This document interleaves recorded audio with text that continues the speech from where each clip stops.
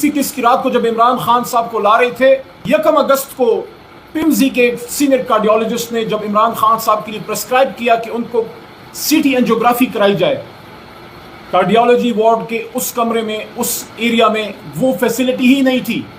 और इमरान खान साहब की विजिट के 2 दिन बाद 22 अगस्त को वजीर आजम हाउस की प्रेस रिलीज आती है, मीडिया में शेयर हो चुका है सबके साथ, कि नोटिस लिया गया कि यहां एंजियोग्राफी की सहूलत क्यों नहीं है।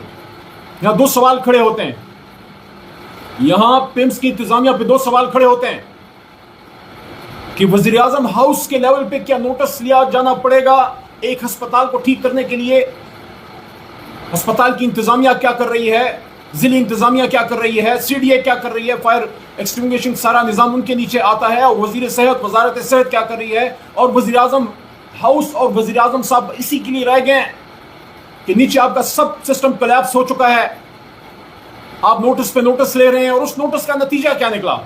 जो 2 सवाल मैं उठा रहा हूं वो ये है कि जब वजीर आजम हाउस के लेवल पे कार्डियोलॉजी वार्ड का नोटिस लिया गया, तो क्या उस अस्पताल ने उस नोटिस के नतीजे में बाकी वार्ड्स की भी उसकी कंडीशन चेक की? क्या आपने चेक किया कि वजीर आजम हाउस से ये नोटिस लिया गया है कि साबिक वजीर आजम को लाया गया एंजियोग्राफी के लिए, या एंजियोग्राफी की फैसिलिटी उस दिन नहीं थी, तो हम बाकी वार्ड्स को भी चेक कर लें, बच्चों के वार्ड को भी चेक कर लें, जितने भी बाकी वार्ड्स हैं उसमें फायर एक्सटिंग्विशिंग का निज़ाम है, उसमें ऑक्सीजन का निज़ाम है, उसमें इंक्यूबेटर का निज़ाम है, उसमें लोगों को वेंटिलेटर पे रख के जिंदगियां बचाने का निज़ाम है। क्या आपने नोटिस लिया? नंबर 1, वो जो कमेटी वज़ीर आज़म हाउस के नोटिस पे बनाई गई, उस कमेटी का अभी तक नतीजा क्या निकला है? सो रहे हैं उसके ऊपर। ये बाबू किसी मर्ज की दवा नहीं है, सब मर्ज की जड़ ये बाबू हैं। आपने इन बाबुओं की गलती का, उसकी इन्वेस्टिगेशन कुछ और बाबुओं के जिम्मे की, और अभी ये जो कल वाला वाकया है उसकी इन्वेस्टिगेशन भी आप उस कमेटी से करवा रहे हैं जो आपके तनख्वाहदार हैं, ये सारे आपस में मिले हुए रले हुए। दूसरा मेरा सवाल ये है कि जब वज़ीर आज़म हाउस से नोटिस लिया गया तो आपने एक्टिव किया बाकी सारे वार्ड्स को? जो दूसरा सवाल है वो ये है कि इमरान खान तो एक साबिक वज़ीर आज़म, वो आया, उस चीज़ का नोटिस भी ले लिया गया, देख लिया गया कि यहाँ फैसिलिटी नहीं थी। इमरान खान साहब से पहले कितने लोग इस कार्डियोलॉजी वार्ड में आए होंगे? क्या वज़ीर आज़म के लेवल के बंदे को ला के उसके बाद फैसिलिटी देनी है? तो ये बाकी क्या अशरातुल अर्ज़ हैं? ये इंसान नहीं है। ये जो आग लगी थी पिछले महीने इसी बच्चों के वार्ड में, उसके बाद क्या नोटिस लिया गया? उसके बाद क्या हिफाजती तदाबीर की गई? उसके बाद क्या पानी जो वहाँ फैसिलिटी प्रोवाइडेड है, अगर आपने आग बुझानी है सिर्फ फायर एक्सटिंग्विशर से नहीं होगा, आपको बाउजर्स चाहिए होते हैं, इसमें पानी होता है, अवेलेबल ही नहीं था। कुरान में अल्लाह कहता है कि एक इंसान की जिंदगी बचाना पूरी इंसानियत की जिंदगी बचाना है। तो फिर आप मुझे बताएं, एक इंसान को अपनी गफलत से मारना क्या पूरी इंसानियत का कत्ल नहीं है? इसका पर्चा किस पे कटे? कौन इसका जिम्मेदार है? क्या मियां साहब वज़ीर आज़म के तौर पे एक नोटिस लेके बाकी मीटिंग्स में बिजी हो जाएंगे? और मैं मीडिया से, अपोजिशन से, सिविल सोसाइटी से, अखबार वालों से, सबसे मैं एक सवाल सब पाकिस्तानियों से रखना चाहता हूँ। अल्लाह के अजाब से हमें डरना चाहिए कि ईद मिलादुन नबी के दिन हमसे ये जन्नत के फरिश्ते अल्लाह ने छीन लिए। ये अल्लाह की नाराजगी का इशारा है। वो नबी सल्लल्लाहु अलैहि वसल्लम जब वो रास्ते में जा रहे थे एक दफ़ा, और एक बच्चे के साथ बैठ के सरकार दो आलम हज़रत मोहम्मद मुस्तफ़ा सल्लल्लाहु अलैहि वसल्लम ने बच्चे के साथ बैठ के अफसोस किया क्योंकि उस बच्चे की चिड़िया फौत हो गई थी, और आज वो बच्चे ही हम में ना रहे।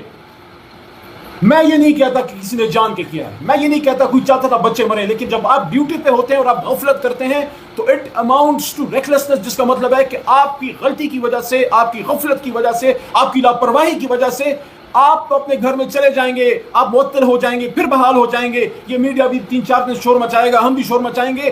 गम तो उनके घरों में है जिनके 4-4 साल बाद, दुआओं के बाद बच्चे पैदा हुए। उस माँ का पूछें जो अपने बच्चे को जलता देख भी ना सकी, उसको अभी तक लाश भी ना मिली।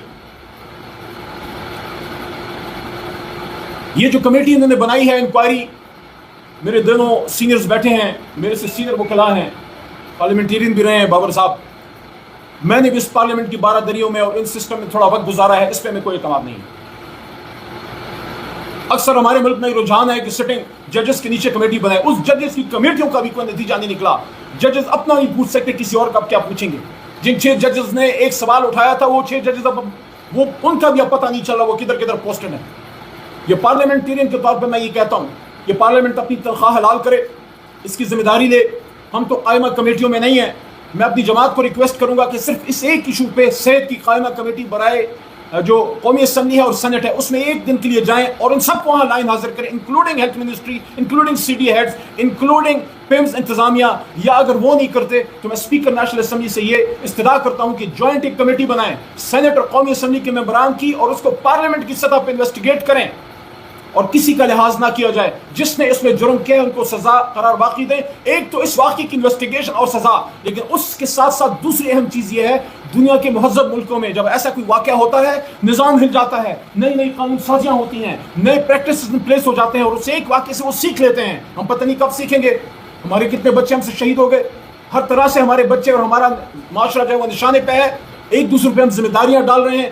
اس واقعے کے بعد پورے پاکستان میں ایک ایمرجنسی ڈکلیئر کرنی چاہیے تھی. تمام صوبوں میں تمام صوبائی وزرائے اعلیٰ اور وزیر اعظم اور جی بی اور اے جے کے میں ہسپتالوں کا تو جائزہ لیں، باقیوں کی کیا حالت ہے.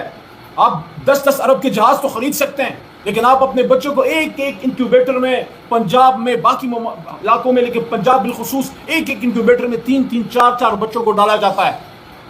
ابھی جو سندھ میں آپ کے ایڈز کے کیسز آئے، بلاول صاحب سے بھی سوال ہے. تنقید کرنا بڑا آسان ہے، آپ حکومت میں بیٹھیں، تنقید نہ کریں، اپنا قبلہ بھی درست کریں.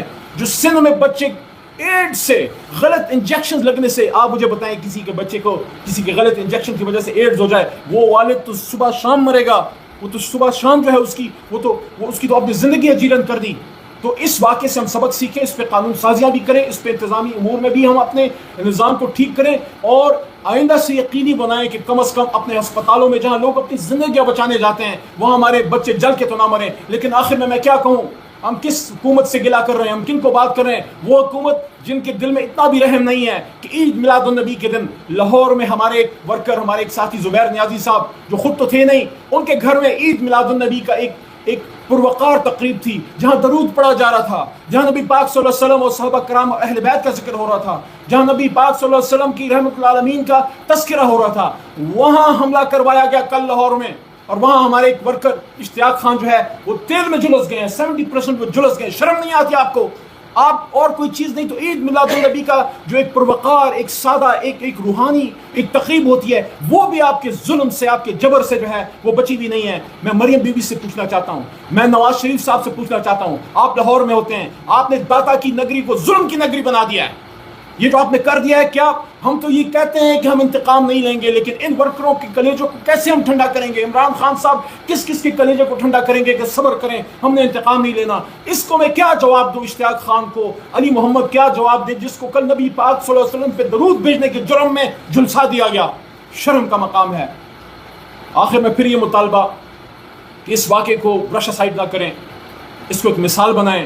حکومت کو بھی کہتا ہوں، آپ بھی انسان ہیں، ہم بھی انسان ہیں، سب سے پہلے ہم انسان ہیں، مسلمان ہیں، پاکستانی ہیں، اس کے بعد حکومت ہے، پوزیشن ہے.